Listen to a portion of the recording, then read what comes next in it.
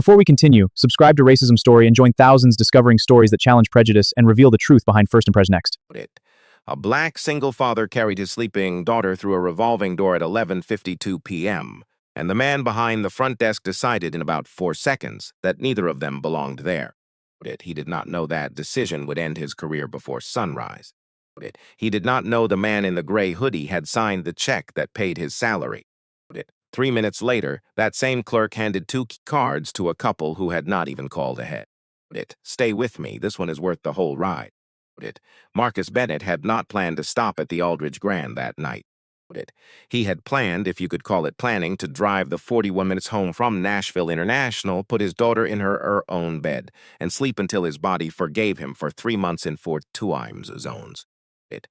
But the flight from Frankfurt had landed at 10:14 p.m. instead of 8:40, and by the time the bags came around the carousel, it was almost 11. And somewhere around the airport exit ramp, watching his daughter's head loll against the car seat strap, Marcus made the only decision that felt honest.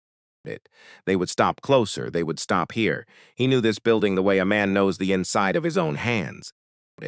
11 years earlier, the Aldridge Grand had been a water-damaged Days Inn on the wrong side of 2nd Avenue, the kind of property brokers show you last because they assume you will not want it. Marcus had wanted it. He had gutted it floor by floor with a crew of 9 men and a loan that terrified his accountant, and when it reopened under its new name, he had stood on the lobby's tennis marble and told the first 40 employees the same sentence he told every employee he ever hired. Whoever walks through that door gets treated like they matter before they prove a single thing to you. He had not been back in 4 months. He had not called ahead. That was not an oversight. Marcus visited his own properties the way his father used to check the boilers at the hotel, where he worked nights for 22 years, unannounced, in old clothes, looking for the truth of the place rather than the performance of it. Tonight he was in a charcoal hoodie with a small bleach stain on the left cuff, dark jeans, and a pair of Vans that had seen better winters. No watch, no luggage that announced anything. Across his shoulder, 7-year-old Nora slept with both arms looped around his neck and a threadbare stuffed rabbit named Colonel wedged under her chin. The lobby smelled like it always did, cedar and citrus from the diffusers he'd picked out himself in 2019. And somewhere past the concierge desk, a trousseau was playing something low and unhurried near the bar. A single clerk stood behind the mahogany counter, his name tag catching the light. Tyler, 26, maybe 27, uniform pressed with the kind of precision that told you he cared more about how the uniform looked on him than what it was supposed to mean. Marcus crossed the floor, slowly mindful of the girl on his shoulder, and set his forearms on the counter. Evening, he said. 1 room, 2 guests, just for tonight. It doesn't need to be anything fancy. Tyler's eyes came up from the screen, dropped to the hoodie, climbed to the sleeping child, and dropped again. It was not a dramatic look. It was the look a man gives a math problem he has already decided he does not need to solve.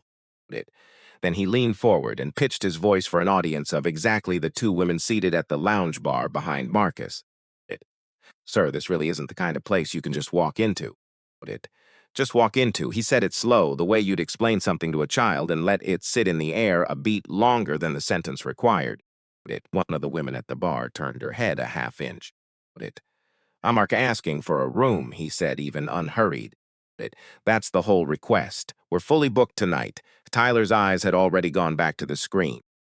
No availability, not a suite. Standard room. We just need somewhere to sleep for 6 hours. Fully booked, sir. I do apologize for the inconvenience. There's Marriott 2 blocks north that might have something. Marcus stood there for 3 full seconds and said nothing, the kind of silence that makes some men uncomfortable and other men certain they've won. He was cataloging, not calculating, Tyler's shoulders, the particular smugness of a person who believes the counter in front of him is a wall instead of a desk. The revolving door turned behind him. A man in a navy blazer walked in first, followed by a woman's coat alone who probably cost more than Tyler made in a month, both of them moving with the loose, unbothered confidence of people who have never once been told a room wasn't available. Tyler's posture changed before they'd even reached the counter. His spine straightened. His smile arrived like it had been waiting behind the door the whole time. Welcome to the Aldridge, folks. Do we have a reservation with us this evening? They did not. They were walk-ins, same as Marcus, same hour, same lobby. 4 minutes later, Tyler had run a card, printed 2 key packets, and was gesturing toward the elevator bank with the warmth of a man greeting old friends. But he did not look back at Marcus. He did not need to. The message had already been delivered, and both men standing at that counter understood exactly what it said, even if only one of them would ever admit it out loud. Nora stirred against his shoulder. "Daddy," she mumbled, half into the fabric of his hut, "are we at the hotel yet?" "We're here, baby. Give me one more minute." He turned back to the desk. "I'd like to speak with the manager on duty, please." Something flickered across Tyler's face, quick, covered fast, and he picked up the desk phone and made a short call in a voice too low to carry. Trevor arrived in under 2 minutes. Gregory, his name tag read mid-40s, the kind of man who wore a full suit at midnight because he had confused authority with wardrobe a long time ago and never bothered to correct the mistake. He'd clearly been briefed on the walk over, cause he arrived with his conclusion already written, just looking for a place to deliver it. "Sir." Gregory positioned himself beside Tyler in a way that made the geometry of the room obvious to me. Behind the counter, one man and a sleeping child in front of it. "I understand there's some confusion. My staff has explained we don't have availability. I'm afraid there's nothing further I can do here tonight." "There's no confusion," Marcus said. "Watched your stat book of room for walk 90 seconds after telling me there was nothing available. I'd like you to explain that to me." Gregory's jaw tightened. The particular exhibition hardens when it's being challenged by someone it has already dismissed. "My staff exercised their professional judgment. I stand behind it fully." "Your professional judgment," Marcus repeated, not a question, just holding the phrase up to the light. He thought for just a second about his father, 22 years on the shift at a hotel not unlike this one, coming home before dawn and sitting at the kitchen table in silence for 10, sometimes 15 minutes before he could turn back into himself. His father was never bitter about it, not exactly. He was tired in a way Marcus had understood even as a boy, the particular fatigue of being underestimated on a schedule. What his father asked down wasn't anger, it was clarity. And standing in the middle of his own flagship lobby at midnight, holding his sleeping daughter, Marcus felt that clarity settle over him like something with real weight. He was not going to say who he was, not yet.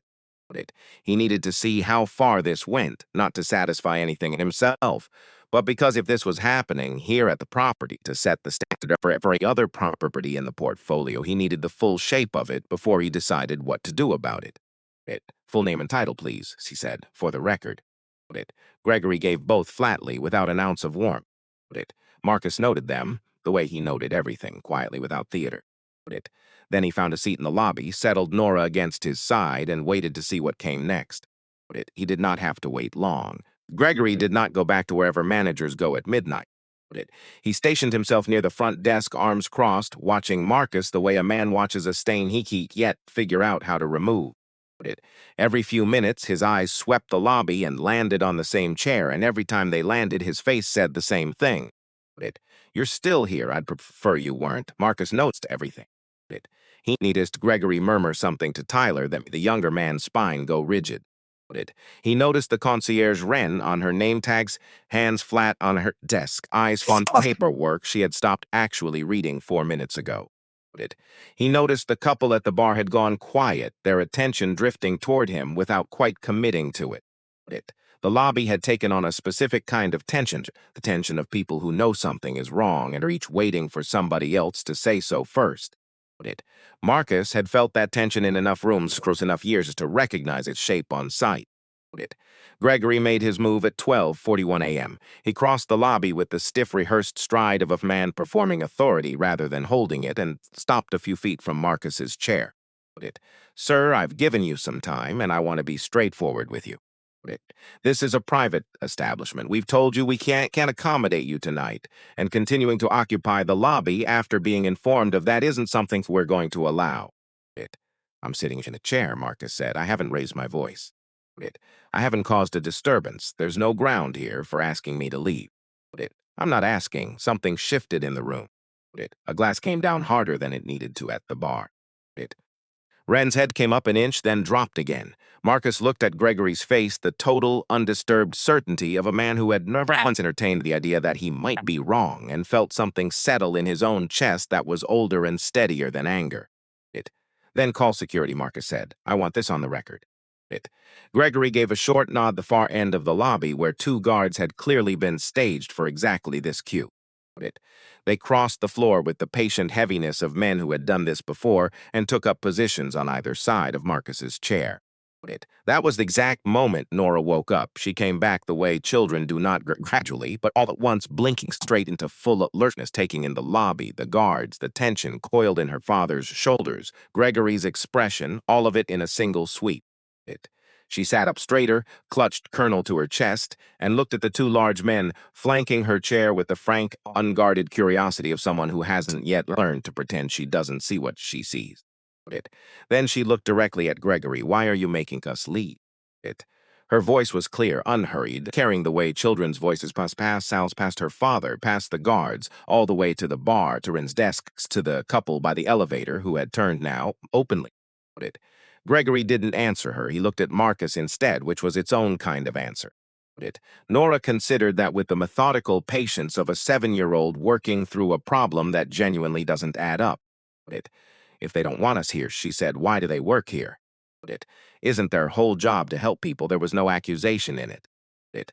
It was entirely sincere, the exact kind of question such child asks when adult behavior simply fails to compute, and a sincere question asked plainly in a quiet room lands harder than anything rehearsed ever could.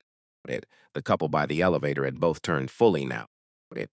One of the security guards shifted his weight, visibly uncomfortable with where his feet had landed him. Ren had gone completely still. Marcus looked down at his daughter and kept his voice level and warm, the register he always used when he wanted her to understand that the world's failures were never hers to carry. You didn't do one single thing wrong, baby. He waited until she nodded, then straightened and looked back at Gregory. Something in Gregory's face had cracked, not from doubt, but from irritation. The question had drawn attention he didn't want, and his answer to feeling control slip was to grip harder. That's the thing about men like Gregory. When the floor tilts under them, they don't look down. They push. This has gone on long enough, Gregory said, all pretense of hospitality gone from his voice. He looked at the guards, escort them out. Marcus stood slowly, careful with Nora, keeping her close against his side. He didn't resist, he didn't raise his voice, but he didn't move toward the door either, not yet. He stood in the center of his own lobby with his daughter beside him, looking at Gregory with the expression of a man who has seen exactly what he came to see and is now deciding what to do with it.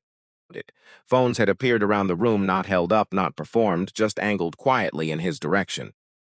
A father in a gray hoodie, a 7-year-old with a rabbit. Two guards, a manager whose face had already decided how this story ended. Marcus reached into his hoodie pocket and took out his phone. He found a number, pressed call, brought it to his ear. 4 sentences, 10 seconds of listening. He ended the call and put the phone away, one hand resting on Nora's shoulder. Daddy, she said quietly, just for him. Do we have to go? Not tonight, he said. We're not going anywhere tonight. Gregory heard it and took a step forward, patience fully spent. Sir, I am telling you for the last. The elevator chimed. It was a small sound, the kind the lobby made 100 times a night without anyone noticing.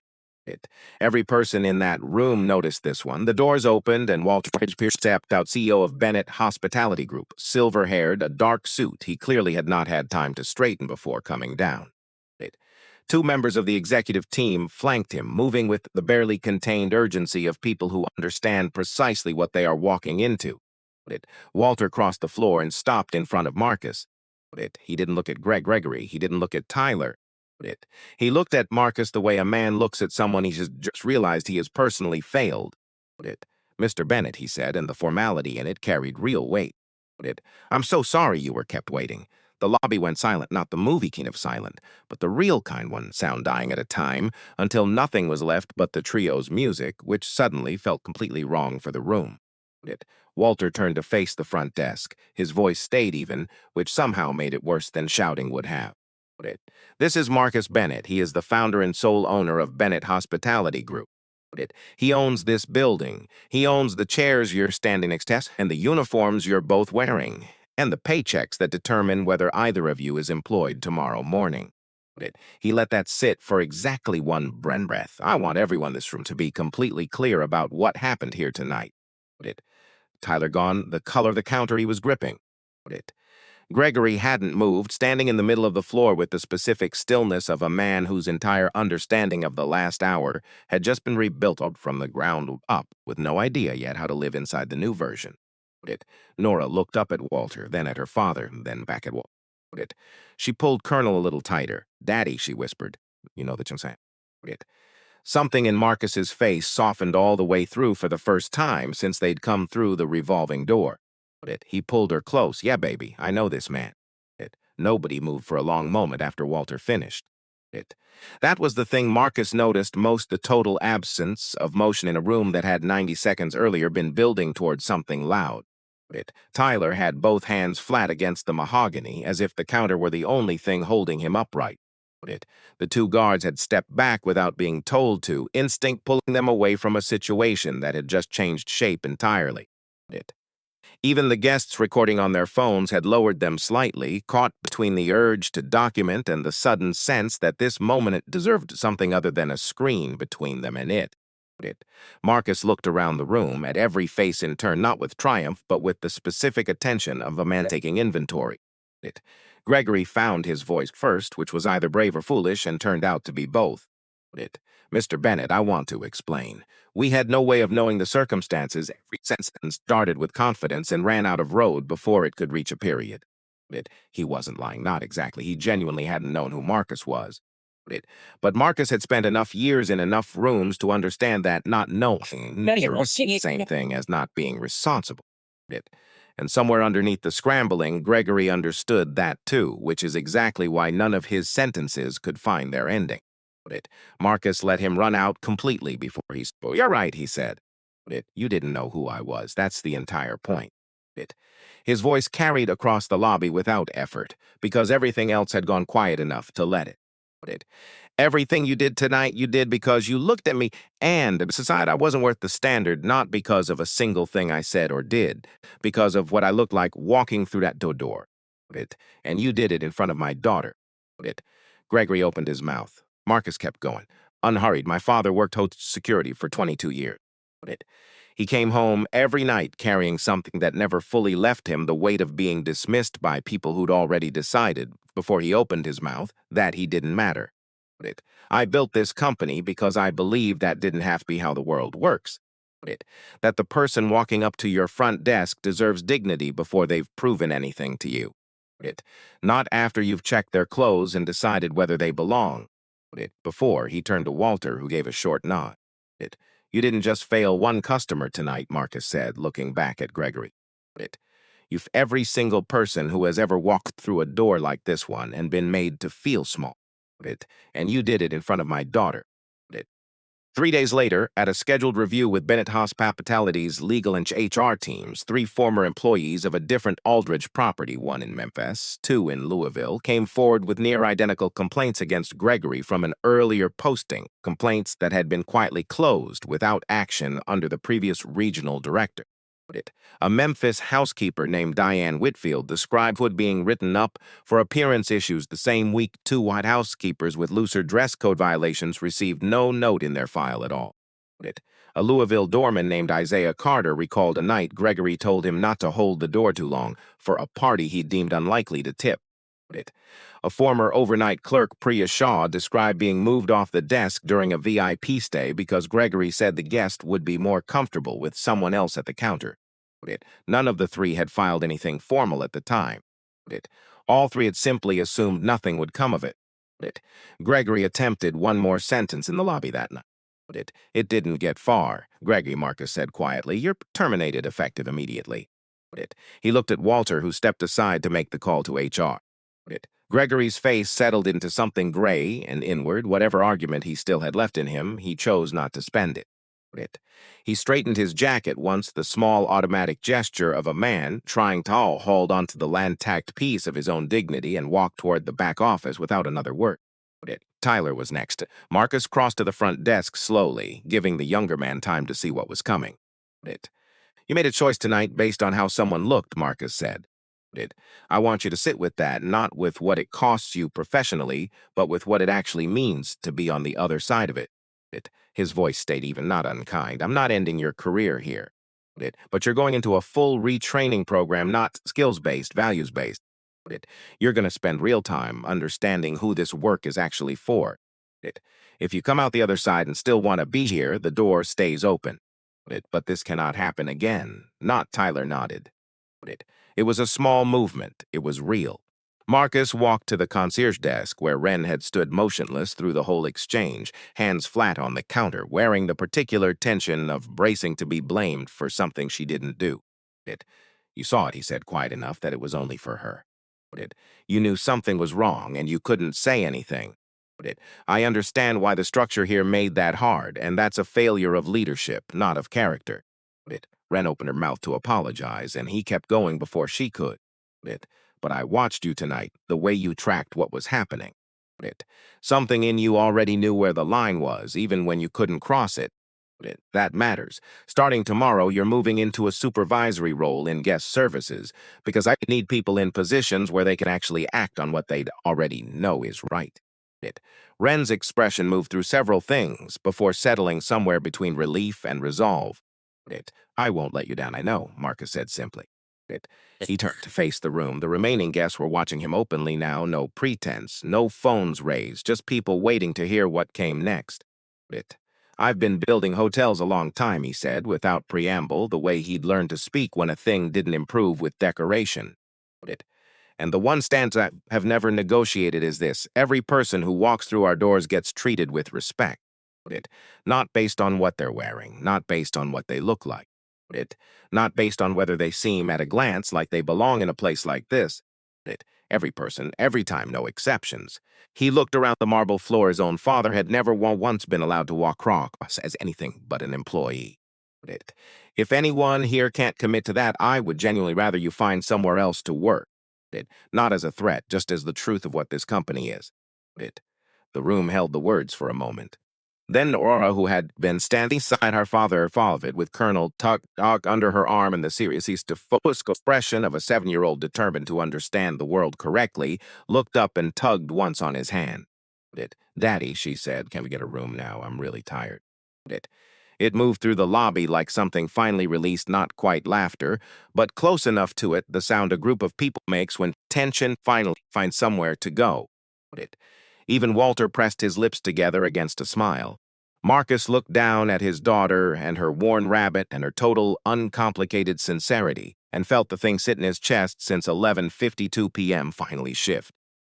Not disappear, just move into something with more room in it. Yeah, baby, he said, we're getting our room. The lethal fallout took 4 months to fully settle, and it settled the way these things usually do when the evidence is that's clean quietly and almost entirely in one direction. Bennett Hospitality's outside counsel confirmed what the 3 former employees had described was a combined with the recorded lobby footage from that night to trigger a Comic-wide compliance audit across all 14 Aldridge.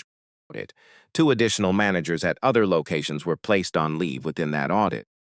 Gregory did not contest his position. His severance was standard and nothing more. He did not, according to the exit paperwork, ever check the box acknowledging wrongdoing. He checked involuntary separation, performance, and left it there, which told Marcus everything he already suspected about a man who was never going to apologize, even with every door already closed behind him. 3 months later, on an ordinary Tuesday afternoon, at 2:22 p.m., a family of 4 came through the same revolving door. 2 parents, travel-worn, dressed for comfort instead of impressions. 2 kids trailing behind, one of them dragging an oversized backpack and refusing every offer of help with the flat conviction of a child who has decided this is a matter of principle.